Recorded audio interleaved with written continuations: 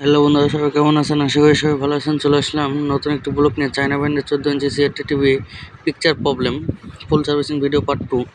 বন্ধুরা, আমরা চলেন কাজটা শুরু করা যাক। স্টার্ট। আমরা টিভিটার ব্যাকপার্টটা খুলে নিছি। এখন সার্কিটটা রেলিং থেকে বের করে নিয়ে আমরা প্রত্যেকটা কেবল খুলে নিচ্ছি। দেখেন, এসি কেবল, ডিগোজিং কেবল, মাইকের কেবল, সেন্সর কেবল, প্রত্যেকটা কেবলই আমরা খুলে নিছি। এখন আমরা সার্কিটটা ওভার প্রান্তে ঘুরিয়ে নেব। নিয়ে আগে বোর্ডের প্রত্যেকটা ভোল্টেজ মেজারমেন্ট করে দেখব আমাদের প্রত্যেকটা ভোল্টেজ ওকে আছে কি না। আমাদের ভোল্টেজ ওকে থাকলে তারপরে স্টেপ আমরা কাজ করব। বন্ধুরা, আমরা মোটামুটি বোর্ডটা ঘুরিয়ে নিছি এবং ডিজিটাল মিটারটা নিয়ে নিছি। আর বোর্ডটা নতুনই আছে, খুব একটা বয়স হবে না মনে হয় বোর্ডটার।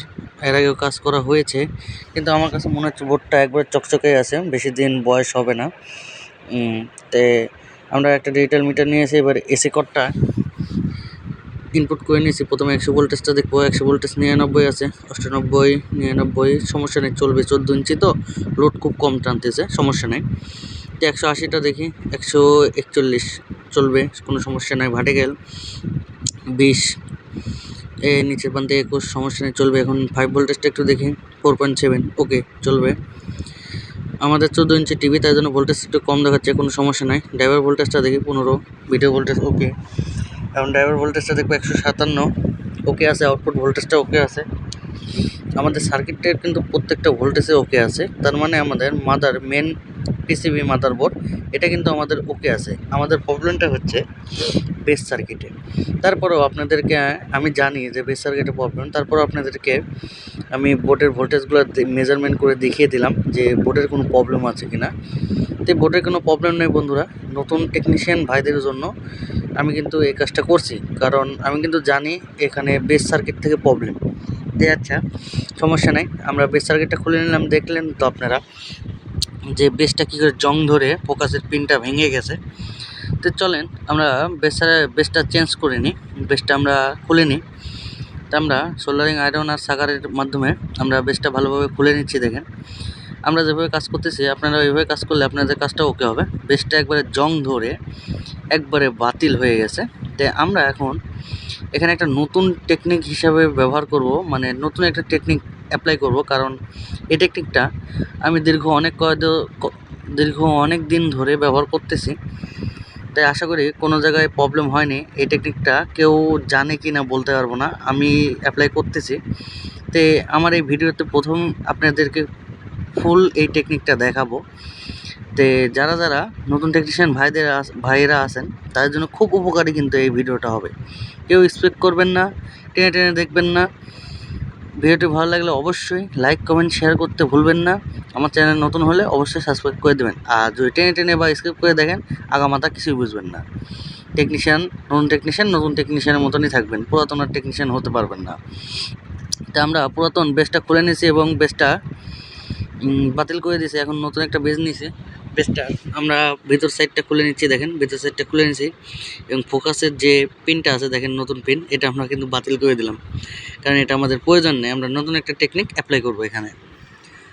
তো আমরা এখন বেসটা বসিয়ে নিই। চলেন সার্কিটে বেসটা বসিয়ে নিই। আপনারা ভিডিওটা দেখতে থাকেন। আমি আগে মুখে বলবো না, কাজটা করে নিই, তারপর আপনাদেরকে বলবো কী টেকনিকটা করলাম। আর আপনারা তো ভিডিওতে দেখতেই পাবেন, কোনো সমস্যা নেই। আমরা বেসটা বসিয়ে নিচ্ছি। দেখেন, বেসটা আমরা ভালো করে বসিয়ে নিচ্ছি। এখন সোল্ডারিং আয়রন এবং রাঙের মাধ্যমে আমরা সোল্ডারিং করে দেবো। দেখেন, আমরা সোল্ডারিংটা করে দিচ্ছি। এখানে আরেকটা প্রবলেম দেখলাম, সেটা হচ্ছে সোল্ডারিংটা করে নিই, সেটা আপনাদেরকে দেখাই। যে G2 ভোল্টেজের যে পিএফটা আছে সেটা জং ধরে গেছে। আমরা ওই পিএফটা চেঞ্জ করে দেবো। পিএফটা আমরা খুলে নিচ্ছি। দেখেন, যে পিএফটা আমরা খুলে নিচ্ছি 102 পিএফ আছে। তো এই পিএফটা একটু পিনটা সোজা করে নিচ্ছি এবং ওটা বাদ দিয়ে দিচ্ছি। এখন নতুন একটা পিএফ বসাই নিচ্ছি এখানে। তো আমরা জায়গাটা একটু ক্লিয়ার করে নিচ্ছি। দেখুন, আমরা জায়গাটা ক্লিয়ার করা হয়ে গেছে। এখন আমরা পিএফটা ভালো করে বসিয়ে দেবো এবং অপর প্রান্তে ভালো করে সোল্ডারিং করে দেবো। পিএফটা ভালো করে বসিয়ে দিচ্ছি। দেখেন, বসানো হয়ে গেছে এবং অপর প্রান্তে সোল্ডারিং করে দিচ্ছি। তো আমাদের পিএফটা সোল্ডারিং করা প্রায় হয়ে গেছে। এখন আমরা বেস সার্কিটটা একটু ওয়াশ করে নেব। কারণ ওয়াশ করতে আমার ভালো লাগে, আর ওয়াশ করলে কাজের ফিনিশিং থাকে। দেখেন ওয়াশ করলে দেখতে ভালোও লাগে। বেস সার্কিটটা ভালোভাবে একটু ওয়াশ করে নেব, যে আমাদের ওয়াশ করা প্রায় শেষের দিকে। আমাদের ওয়াশ করা কিন্তু হয়ে গেছে বন্ধুরা। এখন আমরা মেন কাজটা শুরু করব। আমাদের কাজ কিন্তু বেশ লাগানো ওকে হয়ে গেছে, এখন আমরা মেন কাজটা শুরু করব। চলেন, এই যে পিকচার টিউবের কাজ, যে আমরা এখন পিকচার টিউবের যে কভারটা আছে সামনে, সেই কভারটা আমরা কিন্তু খুলে নিচ্ছি। ওখানে আঠা দিয়ে আছে, আঠাটা উঠতেছে না, তাই জন্য আমরা ভেঙে নিচ্ছি। ফোকাসের যে পিনটা আছে সেই পিনটা খালি আমরা বের করে নেব। দেখুন আমরা কাটিং প্লাস এবং নোজ প্লাসের মাধ্যমে পিনটা, দেখেন প্লাস্টিকের যে কভারটা আছে সেটা কিন্তু সুন্দর করে ভেঙে নিচ্ছি দেখেন। আর ওখানে কিন্তু জং ধরে কি অবস্থা হয়ে গেছে দেখুন, একবারে ভেঙে নিলাম আমরা। এখন ফোকাসের পিনটা দেখেন জং ধরে কি হয়ে গেছে, আমরা একটু ঘষে নেব। এখানে কিন্তু আমাদের মেন কাজ। এই কাজটা যদি আপনারা করেন তাহলে আপনাদের আমি গ্যারান্টি দিয়ে বলতে পারি দীর্ঘ 1-2 বছর বেশ কোনো মতে নষ্ট হবে না। যদি নষ্ট হয় আমাকে বললেন এসে, আমি গ্যারান্টি দিয়ে দেবো। তো আমাদের একটু ঘষা হয়ে গেছে, এখন আমরা থিনার দিয়ে একটু ওয়াশ করে নিচ্ছি, কারণ জং টং টুইটা পুড়ে আছে। তাই আরেকবার একটু ঘষে নেব, কারণ থিনার দিয়ে ওয়াশ করার পর একটু ঘষা প্রয়োজন। তা আমরা ভালো করে ঘষে নিচ্ছি। এখন দেখেন পিনটা আমরা বাঁকিয়ে দেবো। এভাবে আপনারাও এভাবে কাজ করবেন, তাহলে অবশ্যই আপনাদের স্টেপ বাই স্টেপ এভাবে কাজ করলে আপনাদের কাজটা ওকে হবে। দেখুন আমরা প্রত্যেকটা পিনই কিন্তু ঘষে নিচ্ছি। ফোকাসের পিনের কাজ কিন্তু আমাদের প্রায় হয়ে গেছে। এখন আমরা একটু সোল্ডারিং করে দেবো, রাং ধরিয়ে নিচ্ছি পিনটাতে। আমাদের ফোকাসের পিনটা রাং ধরিয়ে নিছি।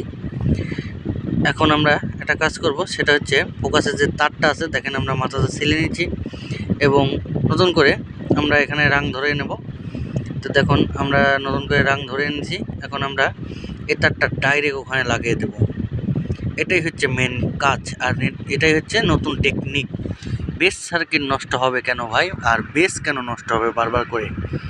বেস নষ্ট হওয়ার কারণই এটা, যে বেসের এখনকার বাজারে যে চায়না বেসগুলো আছে সেগুলোর ফোকাসের পিনগুলো লুজ থাকে, আমরা বুঝি না বা বোঝার চেষ্টাও করি না বা দেখিও না, সেজন্য ওইভাবেই লাগিয়ে দিই। 1 মাস বা 1 সপ্তাহ বা 10 দিন চলার পর আস্তে আস্তে ওখানে জং ধরে যায়।